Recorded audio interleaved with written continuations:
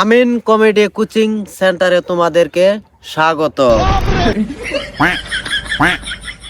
এই ছেলে তুমি দাঁড়াও।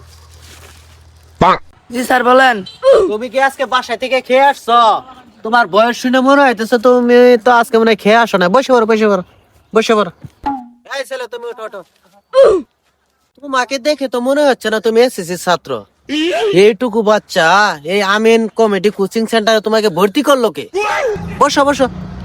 এই ছেলে তুমি বলো তো দাঁত মাজার জন্য কি কি ব্যবহার করা উচিত এটা ব্যাখ্যা করো তো।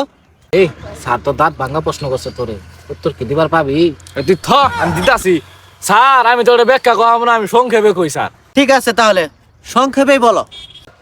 আশি চূড়ার কালি দিয়ে বাসি চূড়ার কালি দিয়ে দাঁত মাইজা মাইজা দাঁতের গুলো নষ্ট করে ফেলাইছে। ভাবি সাহেব গালাগালি করে তোমার দাঁত গুলো এত অপরিষ্কার কেন? এর জন্য ব্যবহার করা উচিত পান্ডার সুপার স্পিডেন্ট পাউডার। এর গুরুত্ব অপরিসীম। বাপরে, তুই তো একবার ফাটাই আরছস। তোরে তো সরকার থেকে নোবেল দেওয়া উচিত। এই ছেলে তুমি বলো, পোলাপান কান্না করলে তাকে কি দেওয়া উচিত? হেলা আমারে কইছিলি যে তুই পড়া পাবি না, আমি পাইছি। তোরে দিয়ে প্রশ্ন করছে জীবনও পাবি না। তুই পাইছ তাই বলে কি আমিও পাম না? দেখতে থাক কইতাছি। গাছের পাতা নড়ছে, মুস্তাক ভাইয়ের আচারের কথা মনে পড়ে। এ পোলাবান খাইলেই বালা, না খাইলে তো পোলাবানের জ্বালা। তাই তো মুস্তাক ভাইয়ের এল যা আচার বালা।